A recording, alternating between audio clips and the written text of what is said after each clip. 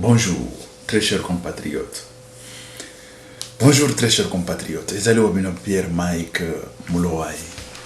Lelo tuzoya kolobe la situation ya République démocratique du Congo makambozo leka na kati ya République démocratique du Congo Congo na yo Congo nanga Congo ya biso nyonso ba Congolais. Sans tarder tokende kolobe la situation, la première situation ezali déclaration ya Kabuya. Vraiment félicitations Kabuya. Pardon na yo ekomi toyoki yango. Yo pe limbisa biso ndenge ezalaka kaka limbisa biso parce que biso pe to fashaki ebele Kabuya sengi bolimbisi tel que ndenge bato bayokanaka et tout ça monoko ezanga ka libakute et voilà monoko ezanga ka libakute to comprendre to yoki to sengi pe yo bolimbisi parce que biso pe to na méchant wana na kanda. On a déplacé aussi des morts et tout ça. Bon. Tout ça, ce qu'il faut, il faut que Congo ait gagné, Congo ait gagné de bosso. Et voilà. Et sans tarder, relever la situation. Il y a Toyoki déclaration au ministre il y a communication ou télécommunication. Patrick Mouyaya azolobela makambo ya Cardinal Ambongo. Tukoya kolobela ngo. Situation ya Cardinal Ambongo il faut tolobela kango parce que tobanda osala investigation là-dessus. Ba yebisa kinga déjà to yebaki ndenge nini makambo zo na osalema. Lobby soki to 8 ans toko benga batu oyo bazawana avec des chiffres. Quand je vous dis des chiffres, c'est ce qui veut dire ba chiffre na banan bato basane na ba organisme international na kati ya République démocratique du Congo. Ils vont vous dire pourquoi Cardinal a tomboké le Félix. Ils a pas mbaté. Na okende koloba moyibité mais nazokende koloba mutu azamutu. Mutu azamutu. Comment yo mutu na nzambe tama kama malamu ekomi pona peuple, pona intérêt na yo moko, intérêt privé. Intérêt à ba million asiliki kosilika ezali yango balobaka malheur pona ba mususu ezali bonheur pona ba mususu. Malheur à peuple congolais ezali bonheur à Cardinal. Pourquoi? La gratuité de l'enseignement. Oyo ba eko kase makambo oyo ya ba école technique ba école ba école Oyo, il y a catholique et tout ça. Situation est awana. Il y a beaucoup de millions en jeu. Des millions, je vous dis.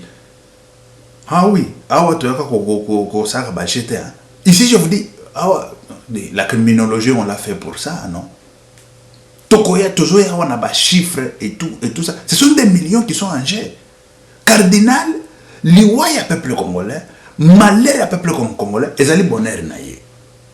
Mais oui. Et ça, je vous l'ai dit, carrément, parce que Bamsous, comme c'est qu'on critiquer, écoutez, Bamsous, Bafana na bango, bazo critiquer, bazo de n'importe quoi. Mais ici, là, je vous dis, Ezali, recherche, ça fait presque 2 ans. Nayoka ki situation wana, tobanda ko lande lango pour que toye ba situation zanengini, nazo bisabino toko benga lobby. Ba expert mususu, oya ba onisienne, ba expert ebil. Bakoya bakoloba boyoka parce qu'il ne faut pas se taire pendant longtemps tant que cardinal la zone na ba bobar na baje. Et voilà. Donc il ne peut kolobela situation à part ça to kolobela pe ba situation mususu oyo ya Eve Bazaiba tout le monde abimi a sali déclaration yep et tout ça.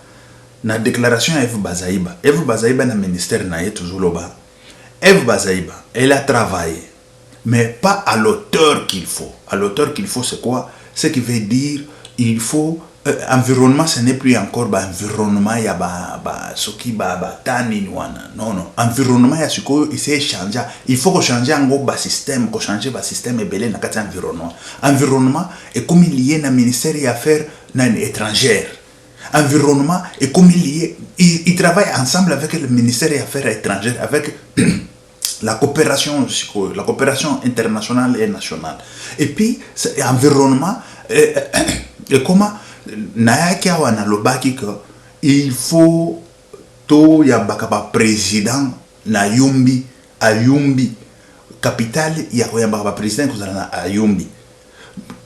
Président français ayaki bakendaki ba pesiye nani ba pesaki ye Fally Ipupa kende na ye na Matonge. Na Matonge c'est à Paris, Matonge c'est Paris. Dis-moi ba distraction à lolenga wana. C'est vrai que musique ezali art na biso, ezali pe moi richesse na biso. Mais je vous pose la question. Musique ekoti saka combien na kati ya République démocratique du Congo? Musique na kesi to bandana na kesi kaka ya l'État ekoti saka combien? Toujours que pour que nous comprendre la situation.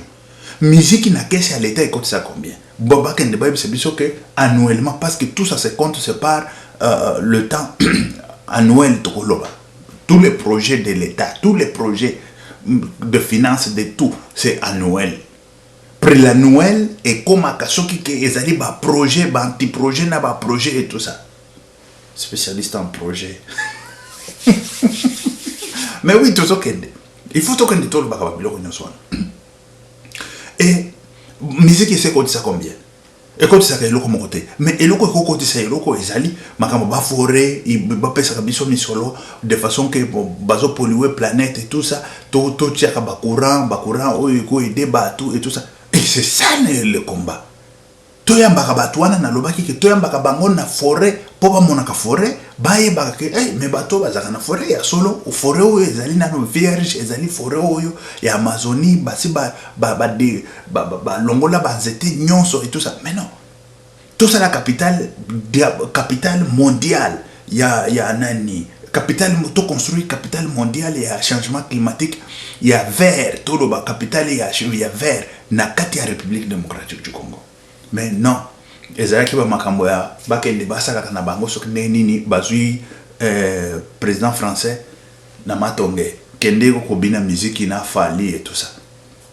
Na brise tant toujours le banabino na Brésil ndebo basalia bakeko yambela président na forêt mais oyo ngana banda koloba ça fait 2 ans passés 2 ans passés na banda koloba ba situation et puis na banda koloba ngo na français na éviter peut-être bango baba yokaki babendi nani babendi bilili bakei mais c'est ça que je n'arrive pas à comprendre comment bazui idée nanga on a banda ko gangela ngo matin midi soir na bilili yao ba brésilien bazui po basa même makambo capitale okoyoka ngo au capitale soki ya nani ya vert et komi soki na Brésil soki wapi. Mais il ne faut pas dormir. Mais madame Eve Bazaïba, vous avez travaillé, oui, mais il y a eu d'autres choses, il faut innovation. Dans toute chose, il faut toujours de l'innovation. Ça c'est clair et net. Bon, on a toleki na lombango tozokende neti oyo Félix Antoine Tshisekedi Tshilombo. Tant qu'on na bokonzi, la première des choses à l'obaki technique. Dans le but technique, ce qui veut dire que technicien de basala kamboka pour kende de bosso. Technicien bango basala kamitoka, technicien bango basala batonga kamboka, technicien. Mais quand on n'a pas de technicien, c'est nul. Mais chez nous, quand tu regardes tout bien, celui qui fait la technique, il ne peut être ni nommé, ni quoi. Aussi longtemps, des nominations. Quand je vous parle de ma nomination est belé. Ezali makamboko, asalaki droit, asalaki nanan, bon, manete environnement. Toujours quand, bah salaki droit, onani, asalaki droit, ce qui va flani, salaki. C'est comment ça? Aussi longtemps, ezali makambo ya technique. Ministère national tangela bino, ministère belé, ezali ba technicien. Et technicien, c'est celui qui est au bureau, peut aller sur le terrain. Et surtout, ce sont les gens du terrain. Du terrain, c'est quoi? Tout ce que nous avons. La technique, contrôle technique, ou contrôle et suivi. Ou la gestion, contrôle et suivi. La gestion. Et tant que contrôle et suivi, et à la fin, il y a contrôle technique. Ce qui est contrôle technique, c'est-à-dire que c'est dans la technicité. C'est là où il y a contrôle technique. Contrôle technique, ça ne se fait pas ni avec l'appareil, ni avec quoi. Ça se fait avec l'œil et la connaissance des choses. C'est-à-dire, même si les appareils font des choses et tout ça, mais les appareils peuvent se tromper. Mais l'homme peut venir contrôler. C'est ça, contrôle technique. Le contrôle technique, ça a commencé. Ce ne sont pas les Américains ou les Occidentaux qui ont commencé avec contrôle technique. La contrôle technique a commencé avec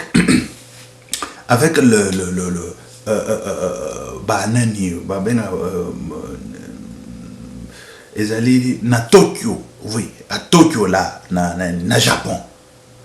Na Tokyo à Japon ne ba bandaki makambo contrôle technique. Neo esalaki que la révolution ya entreprise neti Toyota ne esalaki que ba période wana bato ya bataka la ba ebi Toyota c'est quoi? C'est ça, ezaki ba marque moko terrible, ba marque moko ya makasi et tout ça. Ezaki ba camion Toyota, ba nan Toyota et tout ça. Ba technologie oya japonaise et mataki mingi, c'était avec un psychologue nani japonais oyo il était psychologue oui psychologue psychologue oyo entreprise nde ayaki na situation wana ya contrôle technique et yaki komatisa Japon même mobimba entreprise ya Toyota emati Japon mobimba yeko mata ba américain batali nini ezo matisa kono ba comme kolandela contrôle technique bango pe bazui ba européen pe contrôle technique bazui et tout ça et c'est comme ça contrôle est suivi et c'est ça qui fait que mais quand on fait contrôle c'est lui qui fait le contrôle et suivi parce qu'il connaît la matière, il est technicien, il est là, il est en train de regarder, de suivre qu'est-ce qui se passe. Mais chez nous, comme le ministre des infrastructures et, je ne sais pas, infrastructures et travaux publics, il ne connaît ni plan, ni quoi, et il a fait gestion. Il vient, bon, et maintenant, comment est-ce qu'il va faire? Écoutez, il va faire contrôle technique comment? Contrôle et suivi, il va le faire comment? Tout d'abord en gestion. Tel que lui, il a fait gestion. On y va en gestion. En gestion, il n'y a pas contrôle technique, mais en gestion, il y a ce qu'on appelle contrôle et suivi. Contrôle et suivi, il va le faire comment? Quand lui-même, il ne connaît pas la matière, il ne connaît pas ce qui se passe, il ne connaît rien. Comment expliquer ça? Par quelle magie? Écoutez, très chers compatriotes, Félix, il a dit la technique, Tokei technique. La bêta 5 ans la technique. 5 ans à l'université. Toujours les à l'université ou à la matière kaboy. Toujours les ango.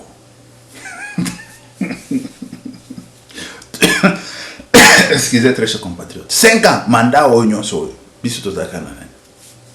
300 crédits au beti ango boy. Au lé ango. Il vide. 300 crédits.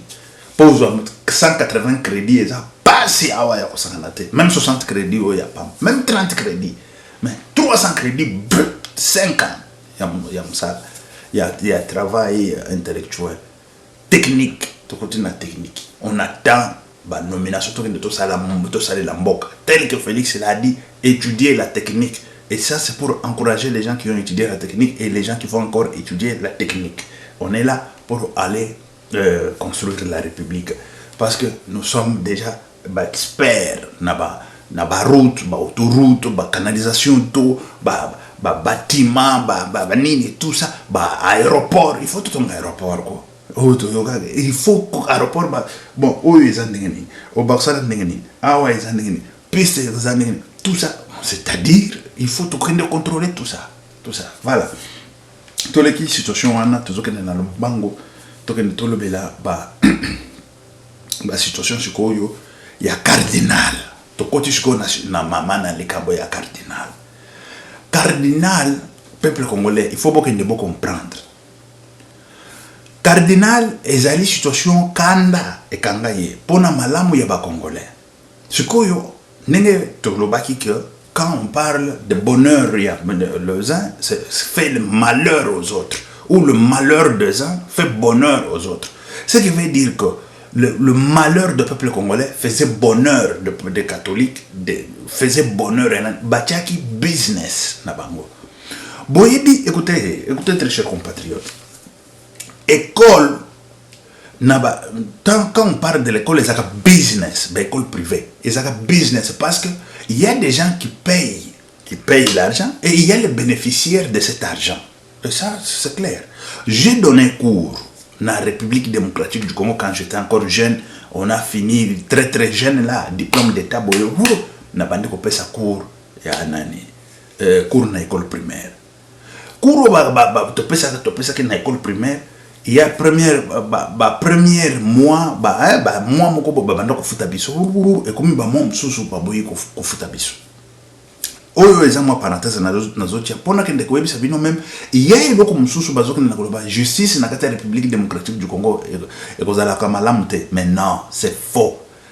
Bato bakopesa justice malamu na kati ya république démocratique du Congo baza ba congolais et puis ekosalema mpe kitoko. J'ai confiance na bato wana, pas seulement moi wana eza moi parenthèse tozosongela nani oyo na fongoli parce que ekokotika pas seulement moi mais ndenge namona bakata ba justice mosusu vis-à-vis biso nga bakata justice oyo babisika nga na banda kotangisa babanda kofuta biso te bakenda ko porter plainte tokenda ko porter plainte biso nyonso ba enseignant tokenda ko porter plainte na ministère na nani bon tokoloba ministère ya enseignement mais ezaka na ba inspection ya nani ya enseignement tokenda ko porter plainte kuna batu wana bakotelaki biso ba mwa nyonso bafutaki biso te bayaki bafuti biso après baye ko botola arrêt toloba arrêt ya nani ya école na mutu wana bapesi yango mutu mususu. Vous comprenez pourquoi? Parce que azofuta ba enseignante bana bazofuta ye azolia misolo et tout ça azofuta pe ba loyauté et tout ça ba makambo ezaki mwa ebele et la justice et salamaki. C'est pas que tamba futaki biso balobaki te bo pesa biso moi 50-50 ou babanini ou babengaka soki ba pourcentage ezalaki te nga bafutaki nga mbongo nanga tout ba mwa nanga tout na chepe na poche na ki na zonga ki lisusu ko pesa ko rote balobaki ba obalingi ko zonga ko pesa cour baka zonga mais ba obalingi ko kende bakende nga na kenda ki pe. Vous comprenez? Justice et salamaki na landa ki soki bozo landa na babilili parce que aujourd'hui archives ezali des archives lelo avec internet monde digital comme ko tiango sikoyo oyo ezaki ya ba audio ezaki ba vidéo na ba YouTube et tout ça bolanda archive ya colonisation archive ya colonisation on vous parle ya batoyo nani Léopold abanda kutinda na ba district na ba administration ya République démocratique du Congo. Il parle pour makambo ya justice. Bamsusu bazaki ba ingénieur, bamsusu bazalaki ba nani et tout ça. Bango nyoso bazaki ba avocat mais ba mutu aza ingénieur bazo c'est parce que ça mondele il faut akatamba makambo tout ça. Mais il s'est confié na ba chef coutumier. Yango bomonaki que pouvoir ya chef coutumier ezaki pouvoir ezaki respecté. Pourquoi? Parce que ezaki pouvoir oyo ezaki au-dessus et banda ko pesa justice o ezaki juste et équitable. Mutu asali mabe yo okufuta pe abazo kofuta pe nani contravention okoya na ntaba okufuta ntaba tokata ntaba wana tolé et tout ça parce que osalaki mabe mutu pe akei ko ntaba ayena ngo tala kaka na ba période wana ntaba c'est pas comme aujourd'hui mais non. Vous comprenez? Akoya na ntaba ba kati et tout ça parce que afuti mabe o ya salaki. Et justice banda ko salema même bango moko ba mindele oyo bazaki déjà à cette époque là bazaki déjà ba universitaire ba banda ko non bato bazana justice na bango oyo salama bien et puis yango mona ke makambo ya pouvoir ya ba chef coutumier batikela ki ba chef coutumier place na bango parce que bango ba banda ko gérer peuple ba banda ko gérer justice ba banda ko gérer makambo. Mais le comment justice c'est ça là ma ben na kati ya République démocratique du Congo c'est la corruption. Et c'est ça, point barre. La première des choses, il faut lutter contre la corruption. Talaka bazozwa au transport des alakate na Kinshasa. Transco, Félix Assombi ba Transco. Ba Transco wan bazoteka ba pièce. Ba Transco wan bazozwa ba carburant ya Transco, bazotek. Ba Transco wan, oyebi ki Transco munene ya lulengo wana ekotaka combien ya carburant wana. Bazoke ni bazok, mais siko bato ya lulengo wana bolingi mboka yekende liboso ndenge nini? Par quel magie mboko yokende liboso? Et mboko yo, eza siko ba lobake ba condamné à mort bato ba yibaka ba corruption et tout ça. Tete. Ambongo, l'existence seulement ya mbongo. C'est déjà une mauvaise chose dans la République démocratique du Congo. Et tout ça c'est quoi? Misolo oyo babanda ko gagner. Nazola ko lobela solution so wana. Na si sanano parenthèse na kangambo. Bande justice est kosalima nango kitoko na kati ya mboka wana. Mais ndenge ezali na corruption. Moyibi. Nani? Et c'est ça ba mbongo ba fandeli shiko ba biloko wana. Parce que mbongo, mboka nyonso, mbongo, oye banda kokota na mboka nyonso wana, etandi ya République démocratique du Congo. Ezalaki na ba école, ezalaki ba école ya l'État. Oyo, ezalaki déjà administré par Église catholique. Ezalaki na ba école ya Église catholique ya yemoko, na ba église ezalaki ya l'État. Oyo, ta Mobutu déjà, je vous dis, de ta Mobutu. Mobutu abandonnaki déjà ba école et tout ça. Mbiso totangaki, tozofuta ba nani, tozofuta ba classe. Ah oui, toujours futa. Biso to futo banda ko futa. Na ba école primaire déjà toujours futo futa. Oh ba biloko ya ba gratuité wana biso to yebaki yangote. Siko bango ba mesana sikoyo na business wana. Yaka ba futi na école azui aye afuti ba professeur azui pe mwandambo atindi na ministère na nini inspection ya enseignement azui pe ndambo batindi pe ambongo. Imaginez-vous République Mobimba Nyonso wana, il vous faisait des millions. Mais oui, il vous faisait des millions. Parce que vous savez il y a combien d'enfants oyo babanda kotanga na ba école nyonso wana bazofuta misolo. Mais lelo tamba lobi que lelo eza gratuité de l'enseignement. Ah bate kutu kaka tamba lobelaki situation ya gratuité de l'enseignement. Ah batelemelaki yango catholique batelemelaki gratuité ya enseignement. On est à encourager gratuité enseignement parce que bao bazana misolote bako banda kokota bazo babandi ko sala babandi ko tanga et tout ça te makamo gratuité enseignement ezalaka te. Et c'est ça le problème. Malheur ya peuple congolais qui bonheur ya Mosengo et ya tout na ba Mosengo wana bazaki nakati, mais c'est la vérité, il faut trouver la vérité. Bambongo bazana kati ba et tout ça. Église catholique, et c'est ça son problème. Son problème est là que Félix yo oye kolongo la biloko ndengani. Et c'est là que neti nakati ya soki bozo tanga na Bible. Bible elobi Paul et Silas tamba kendaki bazo kende ko prêcher. Moi si moko zaka na milimo mabe azoye kaka sima. Bato yo bazo le ba ya solo, baza bato na Nzambe. Bato a déranger bangoti bango Paul atali kaka boya lobi milimo mabe longwa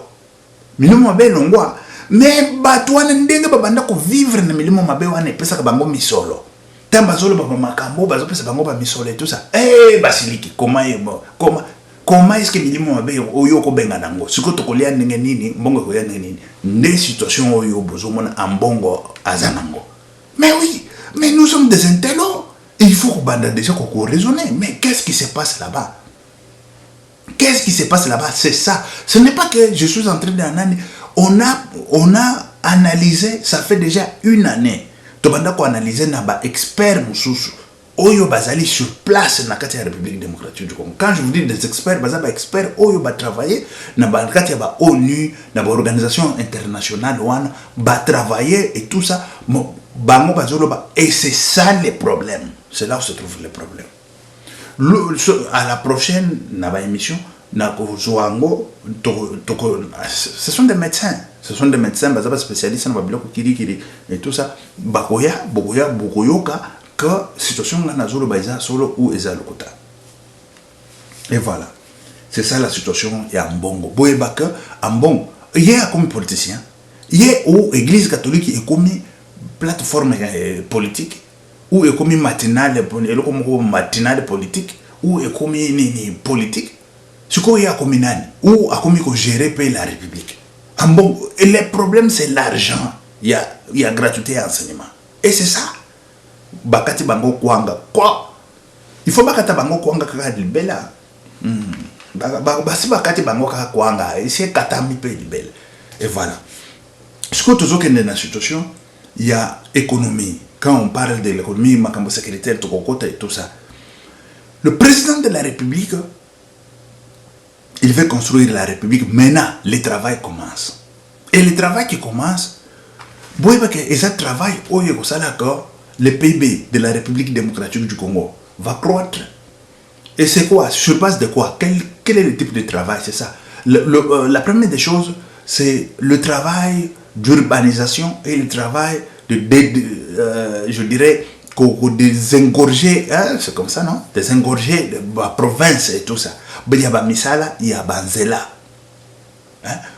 corrélier la communication, je dirais, la communication. Corrélier mboka na village na village et tout ça. C'est ça qui va faire que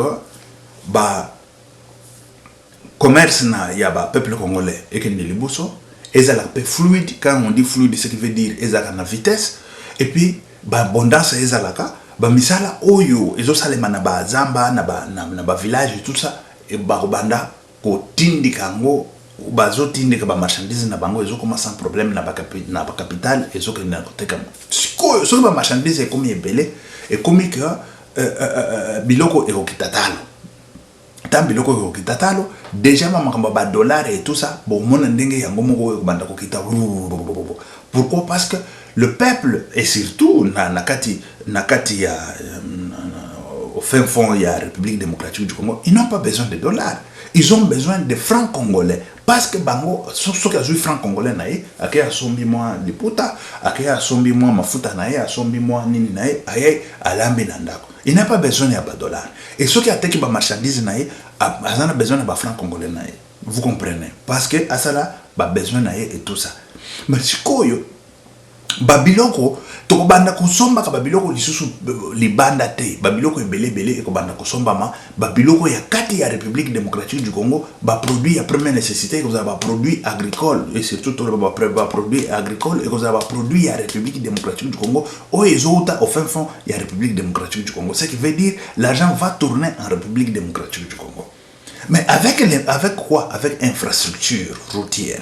Infrastructure routière, il y a un combatissa économie en boka, il y a un combatissa PIB. Quand on parle de PIB, ce qui veut dire mbongo oyo bato bazo vivre nango par jour. Bisognon so oyo to vivaka et tout ça. Voilà, mais surtout dans la République démocratique du Congo, muto bazo vivre akomi ko vivre moins bien, santé komata, makambo komata.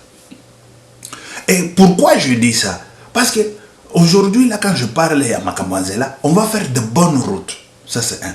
Bon, moi, je ne peux pas venir, je répète, je dis et je répète encore, je ne peux pas venir avec tout ce que le ministre a fait comme déclaration de vous dire qu'il y a 6 milliards, ceci, cela, on va construire 6 000 km de routes et tout ça. Moi, personnellement, je n'ai pas encore fait ni des enquêtes, ça se fait, mais le grand problème, il faut faire maintenant des calculs pour savoir quoi, nini, wapi, et tout ça, c'est ça qui va faire que mbongo wana et construire combien de kilomètres, combien de nani et tout ça, et puis wapi et tout ça, nani nyoso wana, zone géographique, bisiko kotonga et tout ça, wana ndetoye kisiko ke et qu'on pèse combien de kilométrage, et qu'on pèse msala pendant combien de temps. Mais le msala, et qu'on a pendant le 5 ans, le quinquennat, où il y a Félix, déjà tout le 4 ans, où il est ticali, et quelques mois, et qu'on sale manango, msala et qu'on sale. Le temps msala et qu'on sale ma, mandat, muto ya koyasi mawana, c'est celui qui va se réjouir de ce que Félix a fait. Parce que le PIB de la République démocratique du Congo sera en os. Et on peut toko na PIB, ce qui te dirait bien, attention, toko le kasiko Côte d'Ivoire, parce que PIB à Côte d'Ivoire, c'est les cas, les colo collègues bis. Toko le Côte d'Ivoire, peut-être toko kende, tozo kende na tout anana Bangola, pour na PIB na Bango et tout ça. Et voilà. Parce que le budget Angola, il y a 50 milliards. Je suis sûr toujours qu'il y a 16 milliards et tout ça. Mais il faut tout le temps combattre ça sous budget pour équilibrer les bossos. Mais pour nous combattre ce budget, qu'est-ce qu'il faut? Il y a encore vous êtes tellement belle et très chers compatriotes. Il y a beaucoup de choses pour nous combattre ça budget.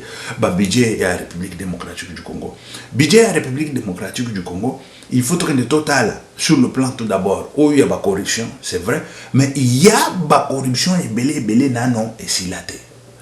La corruption est belé. Et la corruption, c'est le budget de la République démocratique du Congo. La corruption, même il y a il y a carburant, il y a nini et tout ça. Et ça parce que tant que tu as carburant de l'eau, aïbi 200 litres, lobby aïbi 300 litres, lobby aïbi 500 litres, lobby. Vous savez que Azaï est mon côté. Parce que nous sommes qu'on a aïbi, nous sommes qu'on a aïbi et tout ça. Bon, botala siko neti nani entreprise ou ya transport. Il y a monde il faut écouter ça comme sol, écouter ça combien. Peu il faut ta batu combien que dans la caisse à l'état est fande. Mais nil. Mais bango bazakaka, l'État peut ça biso, l'État peut ça biso. Et c'est ça aussi le grand problème. Et tout ça, ce sont manque moko boye, oyo, voilà, excusez ba technique et tout ça. Ezali ba manque à gagner. Oyo, ezoka na kusala na kati ya nani. Et tout ça batelemela makambo corruption. Oh, batelemeli nani ambongo abimi. Azana kata corruption. Je vous dis, ce n'est pas que awa tozoya kosala bana ambongo azana kata corruption ezali que problème na ye amela ka ambongo ebele ya enseignement oyo babisika balongoli nani balongoli nini bakati ye kwanga esika bakati ye kwanga et voilà et sikoyo tozongeli lisusu makambo na biso oyo tobanda koloba ya banzela et tout ça denzela banzela oyo tozokende na koloba eza banzela oyo bomonaki bachaki nani Moïse Katumbi achaki et tout ça. Moïse Katumbi aché où se trouve l'enzela lelo? Zéro. Ala sabiso nzela moko oyo Moïse Katumbi asala ezate banzela nyonso tomoni même oyo fifi masuka asali fifi masuka asali banzela namonaki ndenge batrace banzela ndenge basali banzela et tout ça namonaki yango wapi nazokende ko préciser bino bozomona oyo bloc visite République démocratique du Congo une chose comme ça et tant azokende na kolakisa République démocratique du Congo mutu na mutu azana eloko oyo azotala nga en tant que spécialiste na makambo ya banzela ya banani et tout ça ya ba makadam et tout ça c'est là où moi je fixe nazokende na kotala awa ezana nini bon ndenge basali nzela ndenge basali yango ezana banzela mususu otali kaka boyo omonika ozela eza norme azana ba norme te et au moni makadam mtamba zola kasaka boyo makadam otali kaka makadam o eza norme te makadam eza norme te au moni déjà libulu eza wana à partir de libulu wana tu mesures tu vois tout otali oyo c'est quoi ça zéro vous comprenez otali ono kaka wa bache makadam mabulu e bandi déjà Nanzela oyo kaka ya Kolwezia bakuta Kolwezi. Et c'est ça qu'il faut mobiliser. Il faut mobiliser ezala ba gouverneur, ezala ba vice-gouverneur, ezala ba nani nyonso wana. Excusez très chers compatriotes nani oyo. Voilà. Ezala ba gouverneur, ba vice-gouverneur et tout ça. Il faut leur mobiliser de façon que banzela oyo bakoko zala ke bazo sala banzela il faut les la banzela oyo eza en norme banzela oyo ekoko umbela mingi et ça fait partie ya développement ya mboka tant bazokende kosala nzela 2 ans une année nzela ekufi ezali mbongo babwaki na poubelle ce sont des millions oyo ou des milliards oyo bazokende na kobwaka à la fenêtre et c'est ça notre objectif c'est ça notre travail bazozwa mbongo et belé bazoboka na poubelle mais oh tosali nzela non ça ce ne sont pas des nzela ça ce n'est que de tokoloba tricherie en nzela ou tokoloba blague en nzela ou tokoloba soki neni ezaka banzela te le moment est arrivé de pouvoir construire des routes le moment est arrivé de pouvoir construire la République le moment est arrivé de pouvoir construire de vraies quand je dis de vraies routes. Pas seulement des vraies routes, des canalisations d'eau, des vraies canalisations d'eau. Et quand on met des routes tout d'abord, parce que la route oyo, et surtout sur le plan sécuritaire, sur le plan sécuritaire, la route oyo nani oyo ezana Kinshasa, il faut la protéger. Et ça la protéger dans la canalisation d'eau et ça la protéger dans la route. C'est vice versa. Et ça, comment on fait? Il y a un peu de comment na Kinshasa makadam lelo ekufi. Et puis, sans oublier aussi des trafics que nous avons. Parce que nous avons une grande trafic en République démocratique du Congo. Ça, c'est sûr. Mais une grande trafic là, on le fait sur quelle qualité de route? Et quel type de route? Banzela nyonso wana ya Kinshasa eza kobuka. Je me rappelle namonaki commentaire moko bazoka na koloba tana il faut arrêter ministre ya infrastructure et travaux publics.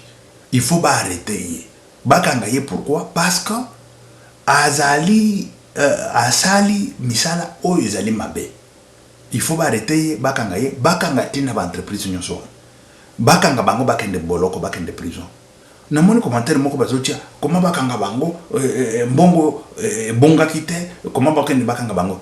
Mbongo il faut bima bosali yango misala mabe bosali yango misala sala batika bino dans la liberté. Wana na mboka ni. Bobisanga na France, na Belgique, na Hollande ou wapi. Bobisanga wana na mboka ni. Mais non, il faut bakanga bango. Il faut bakanga bango. Parce que l'architecture garantit na mweza 10 ans. Et après ce qui m'a badega bandi koya wana ezali susubinote, c'est vrai. Mais la nzela quand vous faites une architecture routière, c'est 20 ans. Ça doit durer au moins 20 ans. Au moins des catastrophes naturelles, si ça venait, même si les catastrophes naturelles, aujourd'hui, il faut commencer déjà à se préparer, à faire des infrastructures contre les catastrophes naturelles aussi. Et c'est ça aussi.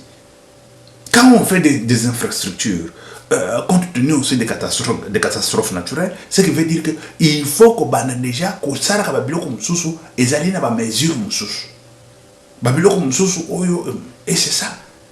Mais bien sûr que nous avons les problèmes de changement climatique et tout ça. Il y a un autre qui que l'environnement, infrastructure, parce que l'environnement paysan a infrastructure, ou infrastructure de travaux publics, de génie, des travaux de génie quoi, civil. Et voilà. Bah, travaux à génie civil, ce n'est pas aussi travaux à Mikete, il y a travaux, il y a dimension, il y a au-delà. Parce qu'il faut maintenant s'adapter au changement climatique. Je vous dis que c'est grave, c'est très grave. Ok. Ça, très chers compatriotes, je vous dis, il y a beaucoup de choses où tu l'inites sans ça. Mais tant des amours. Et puis, la technique est un peu compliquée, mais sûrement et c'est ça, mais il y a un autre cas, tous les gens qui sont sur le poteau, tous les gens qui sont sango na kati ya République démocratique du Congo. Ok, merci très chers compatriotes, tous les gens que Dieu vous bénisse. C'était Pierre Mike Moulouaï. Que Dieu vous bénisse. Ciao.